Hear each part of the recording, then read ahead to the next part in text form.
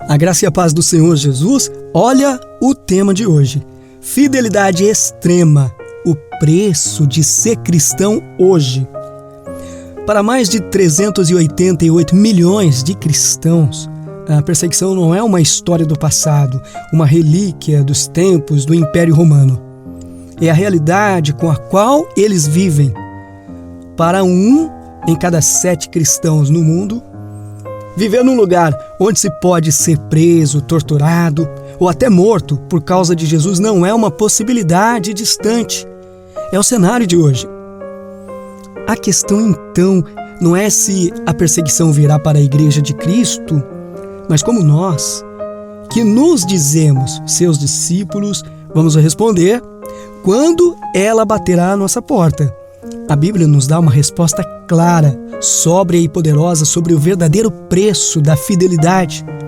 E essa resposta pode abalar as fundações de uma fé que se tornou confortável demais. Vivemos numa época em que o Evangelho muitas vezes é apresentado como um caminho para o conforto, a prosperidade e a realização pessoal. Mas quando abrimos as Escrituras, a mensagem é radicalmente diferente. Jesus Cristo não nos prometeu uma vida livre de aflições. Muito pelo contrário. Em Mateus, capítulo 10, ele adverte seus discípulos com uma clareza que chega a ser desconcertante. Cuidado com os homens, porque eles os entregarão aos tribunais e os açoitarão. Por minha causa, vocês serão levados à presença de governadores e de reis. O irmão entregará à morte o seu irmão e o pai o seu filho. Filhos se rebelarão contra seus pais e os matarão. Todos odiarão vocês por causa do meu nome, mas aquele que perseverar até o fim será salvo. Essa passagem não é um detalhe teológico. É o centro do chamado para ser um discípulo. E para centenas de milhões de irmãos nossos, essas palavras não são uma metáfora. Elas são o noticiário da manhã. Neste vídeo, vamos analisar com uma ótica bíblica e reformada o que significa ser fiel a Cristo no mundo que o odeia. Vamos entender que o cristão não procura o sofrimento, mas também não foge do dever quando o sofrimento se torna o preço da obediência. Em primeiro lugar, o chamado inegociável à fidelidade. A primeira coisa que precisamos entender é que o cristianismo bíblico é, em sua essência, um chamado para tomar a cruz. Não uma cruz de ouro pendurada no pescoço como um amuleto, mas a cruz real do sacrifício e da negação de si mesmo.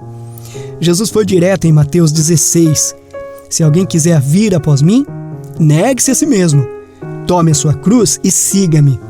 Pois quem quiser salvar a sua vida, a perderá. Mas quem perder a sua vida por minha causa, a encontrará.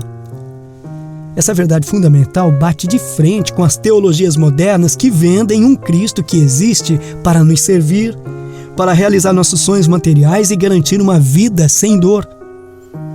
Isso não é o Evangelho. É um produto falsificado. A Bíblia nos ensina que o mundo está no maligno e, por natureza, odeia a luz de Cristo que habita em nós. Nossa amizade com Deus significa, inevitavelmente, inimizade com o sistema deste mundo. Por isso, a perseguição não é um acidente, não é um sinal de falta de fé, como alguns pregam. Pelo contrário, ela é a consequência natural de uma vida que busca ser piedosa em Cristo Jesus. O apóstolo Paulo, em 2 Timóteo 3:12, afirma sem rodeios: de fato, todos os que desejam viver piedosamente em Cristo Jesus serão perseguidos. Não alguns, não talvez, todos. Essa perseguição pode ter muitas formas: a zombaria na universidade, a discriminação no trabalho, a hostilidade dentro da própria família. Mas, em muitos lugares, ela assume sua forma mais violenta e letal. A pergunta central que a Bíblia coloca diante de nós não é como posso evitar o sofrimento, mas sim como posso permanecer fiel em meio ao sofrimento. O que fazer? A resposta não está na nossa própria força, mas na suficiência da graça de Deus. Como Deus disse a Paulo em sua fraqueza: a minha graça te basta, porque o meu poder se aperfeiçoa na fraqueza.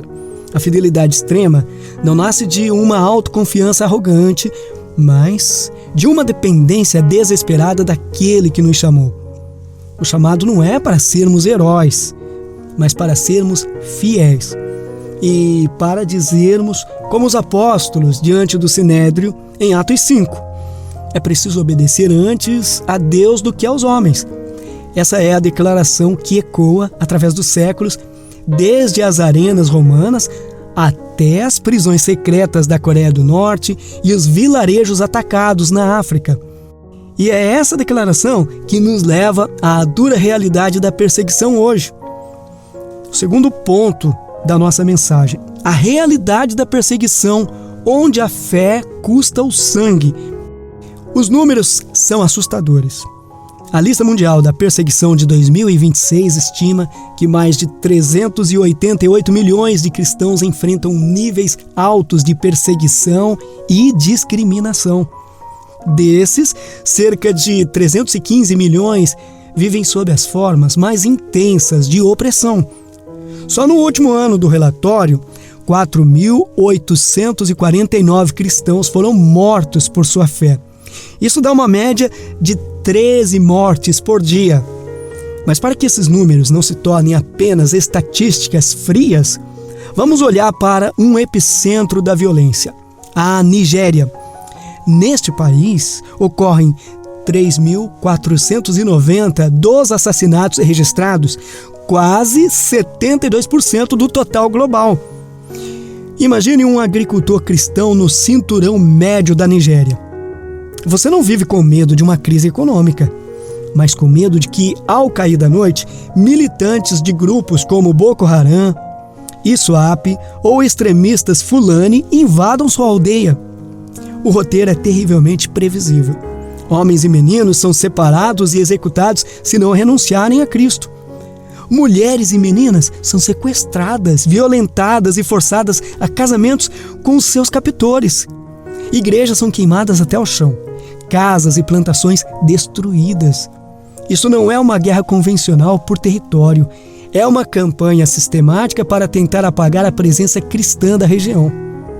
Em lugares como a Coreia do Norte, que frequentemente lidera a lista dos países mais perigosos para um cristão, a simples posse de uma Bíblia é um crime que pode levar uma família inteira a campos de trabalho forçado, onde a tortura e a fome são a norma. Em países como a Síria, o Irã ou a Somália, converter-se do Islã ao cristianismo pode significar uma sentença de morte, seja pelas mãos do Estado, da comunidade ou da própria família.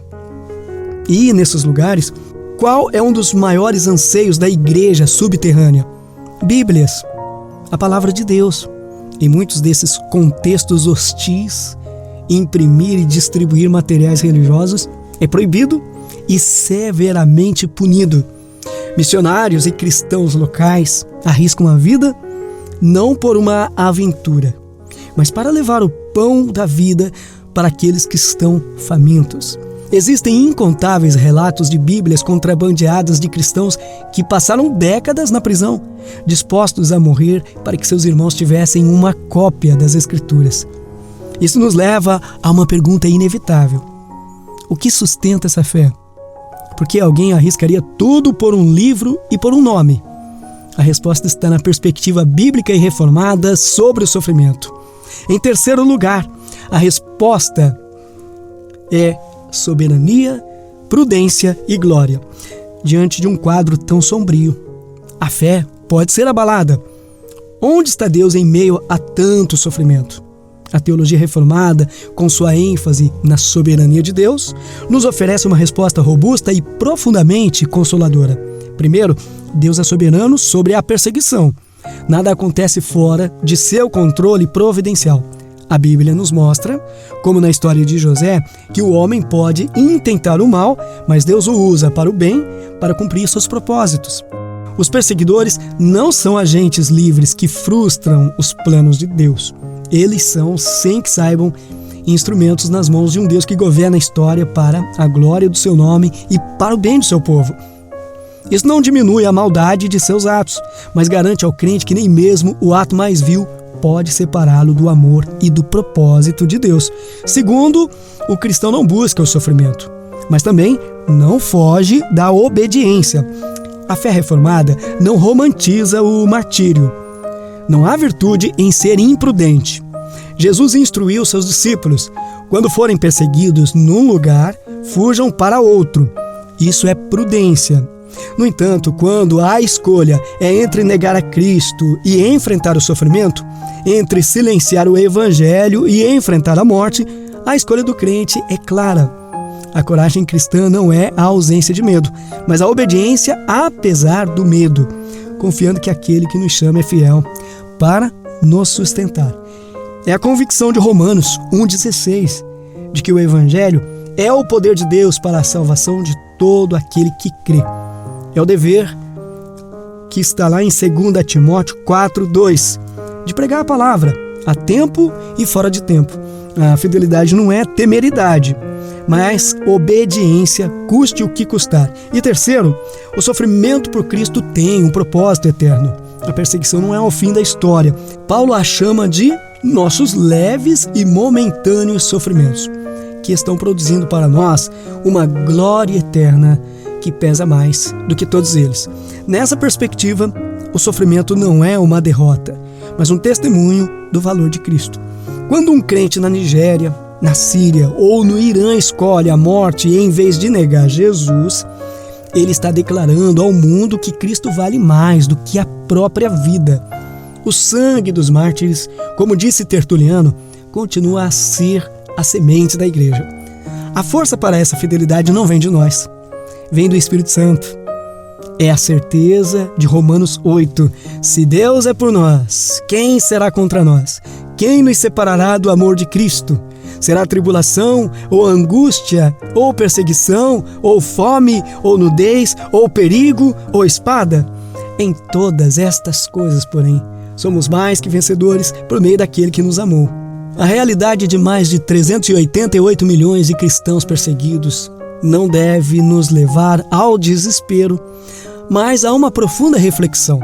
Ela serve como um espelho para a nossa própria fé. Que tipo de cristianismo estamos vivendo?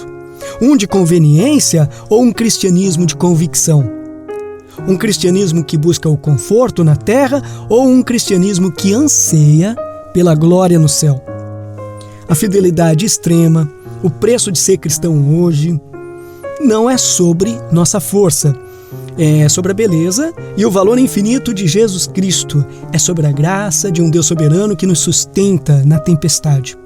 Nossos irmãos e irmãs na igreja perseguida, os missionários mundo afora, não precisam da nossa admiração vazia. Eles precisam das nossas orações, do nosso apoio e da nossa própria fidelidade aqui onde estamos. Eles nos ensinam a lição mais importante.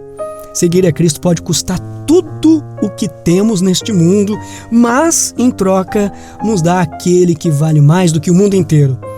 Que a história desses missionários, nos desperte da nossa letargia, que o testemunho deles nos envergonhe de nossas queixas triviais e que o sangue deles nos lembre do preço que foi pago por nós na cruz e do chamado para seguirmos os passos do nosso Mestre até o fim.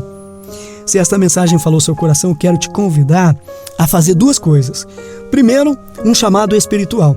Tire um momento agora para refletir. Sua fé resistiria ao fogo? Ore não pedindo para ser poupado do sofrimento, mas pedindo a Deus a graça de ser encontrado fiel, não importa o custo. E lembre-se em oração dos nossos irmãos missionários. Hebreus 13:3 nos ordena: lembrem-se dos que estão na prisão, como se estivessem aprisionados com eles, dos que estão sendo maltratados, como se vocês mesmos estivessem sendo maltratados. Ore por um país como a Nigéria, a Síria ou a Coreia do Norte. Ore por nome. Segundo, um chamado prático. A história da igreja perseguida precisa ser contada. Se essa mensagem te fortaleceu ou te despertou, compartilhe esse vídeo com um irmão ou uma irmã em Cristo que precisa ouvir sobre o verdadeiro preço e a glória do discipulado.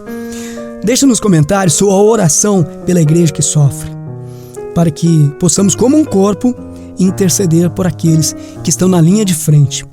Não se esqueça de se inscrever no canal e ativar as notificações para continuarmos a explorar as verdades profundas da Palavra de Deus juntos. Que a graça e a paz do nosso Senhor Jesus Cristo, que foi perseguido antes de nós, esteja com todos vocês. Amém?